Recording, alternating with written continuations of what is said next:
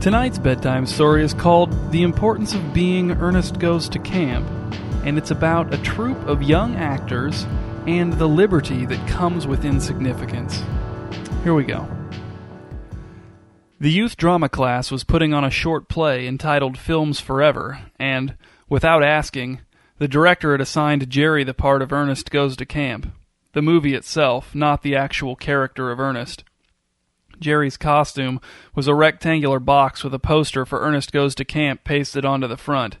His head stuck out the top, and there were holes for his arms and legs. There were only 4 other kids in the play. Jerry could never remember their real names. Their roles were Casablanca, Jurassic Park, Nosferatu, and Do Not Pass Go, which was an independent animated short that the director's husband had made. Jerry hadn't seen it due to a faked illness on the night that his director had screened it for the youth drama class, but Casablanca told him it sucked. The kid playing the part of Do Not Pass Go didn't like it either. Jurassic Park missed the screening because she was in the middle of a big family fight where one of her brothers ended up getting all his CDs thrown into a bonfire one by one for lyrical content reasons. Nosferatu didn't have an opinion on Do Not Pass Go, the movie, not the actor playing the movie. Jerry wasn't even sure if Nosferatu was a boy or a girl. He avoided personal pronouns when talking about him or her. Jerry hated being in Films Forever, and he especially hated being Ernest Goes to Camp. It was embarrassing.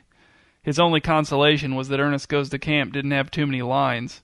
Do Not Pass Go had to babble on and on about manifestations of the creative spirit and the short-sightedness of big-town critics with small-town vocabularies, minds, and regard for deadlines. Jerry was glad he didn't have to do anything like that, but he wished he could have at least portrayed a less critically reviled film. The director tried to convince Jerry of its significance. "There are no small actors," she said one day at rehearsal. "I know it's a cliché, but let me finish. First, let me start over, then let me finish. There are no small parts, only small actors." Said Jerry, "I know that." "Here's what it means." "I know what it means," said Jerry, sweating up a storm inside his costume. "Then explain it to me," said the director, crossing her arms and cocking her hip, eyebrows arched. "It means," said Jerry, "that I'm shorter than an adult, but my part in the play is actually pretty big because you have to read between the lines." "Not really," said the director. "It means that you're small, yes, but that your role serves a vital and crucial purpose within the context of this play." "Within the context of this play? How many tickets have we sold?" "If the internet wasn't down, I'd check the counter on the website," said the director, "and I'd let you know right down to the last digit." She turned and walked away with a clattering of high heels, striding over to Jurassic Park and Casablanca to discuss their love scene. Jerry tried to remember his first line. He couldn't. He tried to imagine the theater filled with people. This was much easier, but not inspiring in the least bit. After all, it was only an audience. "Mom," he said over dinner, "are you coming to my play?" "Of course I am," said his mother. "Did you even need to ask?" "I just wanted to bring up the subject of the play," said Jerry. "Why?" asked his mom, spooning some applesauce onto his plate. Said Jerry, "my role isn't important." Jerry's mom wagged her finger at him. "It serves as a contrast, Jerry. It's important that the whole spectrum of film be represented. You told me so yourself." "Sure," said Jerry through a mouthful of cornbread, "but I've never even seen Ernest Goes to Camp. The play stinks, Mom. Casablanca says his mom read through his script when he left it out on the table, and she found a bunch of errors in the monologues. It switches from present tense to past tense and back to present tense all the time." Jerry's mom looked at the clock on the wall. "Do you have your lines memorized yet?" "What's the point?" asked Jerry. "I want to be in my own play." "Oh yeah, smart guy?" Jerry's mom sneered. "And what's it going to be about?" "I'm going to star in it," said Jerry, "and I'll be important with or without context." "This play of yours sounds like a surefire hit," said Jerry's mom, scraping casserole residue on her plate with the side of her fork and licking the fork clean. "Better get writing." "Or maybe I'll start a dream journal," said Jerry. "Maybe I'll get into some of that fantasy football." The night of the play, every single actor was late. The crowd was medium-sized. The theater was filled to about 40% of its capacity. There were scattered clusters of tired-looking people with large buffer zones of empty seats on all sides of them. The director was not nervous. She was confident in the quality of the play, the preparedness of her actors, and the willingness of the audience to accept mistakes graciously.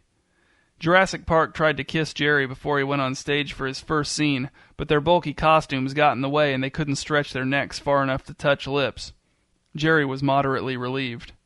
He delivered his lines with as much energy as he could muster, which was not much. Still, he got some good laughs, and he snuck a few creative word pronunciations into the proceedings, just to keep people on their toes. "Nice work, Ernest Goes to Camp," said Do Not Pass Go. "You were way better than me." "How could you tell?" asked Jerry. "By what standard?" "Calm down," said Do Not Pass Go. "I was just fishing for compliments." In Jerry's second scene, he almost passed out because the lights were so hot. Most of his lines were at least partially trampled on by an overzealous Nosferatu. Where had he or she found all this enthusiasm?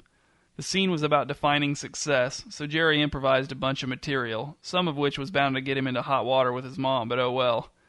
Jerry's final scene was the climax of Films Forever, in which all the characters were on the stage at the same time, arguing about raising and/or lowering the bar.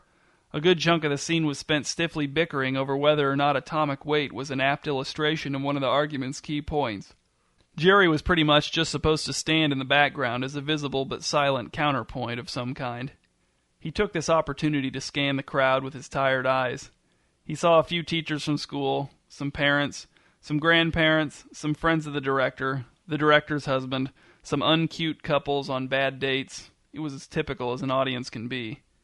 During the curtain call at the end of the play, while everyone was clapping politely, Jerry took a twofold oath with Jurassic Park as his witness, grasping her left hand with his right hand as they and the other actors stood in a line and bowed as best they could inside their clumsy costumes. He swore to know when enough was enough, and he swore to always stop while he was ahead. "Those are kind of the same thing," whispered Jurassic Park beneath the weak, inexplicably sustained applause. "Encore!" shouted the director's husband. "Encore! Encore! Encore! Encore!"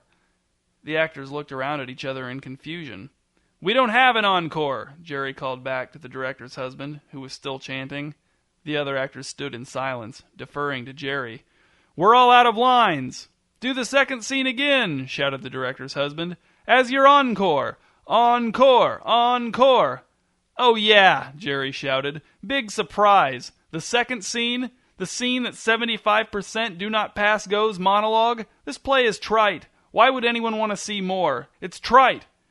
Jerry looked at the other actors, gesturing for them to join in his rebellion, but they just backed away from him. "We agree with you," whispered Casablanca, "but we have a responsibility to our parts. They need to retain their dignity." Jerry looked at Do Not Pass Go. "You too?" "I'm just shy," said Do Not Pass Go. "Encore! Encore!" shouted the director's husband, shaking his fist at the actors. "You're in hot water, Jerry," yelled Jerry's mom from the back of the theater. "I'm Ernest Goes to Camp," shouted Jerry, "and I'm beholden to nothing and nobody." And Ernest Goes to Camp let that audience have it.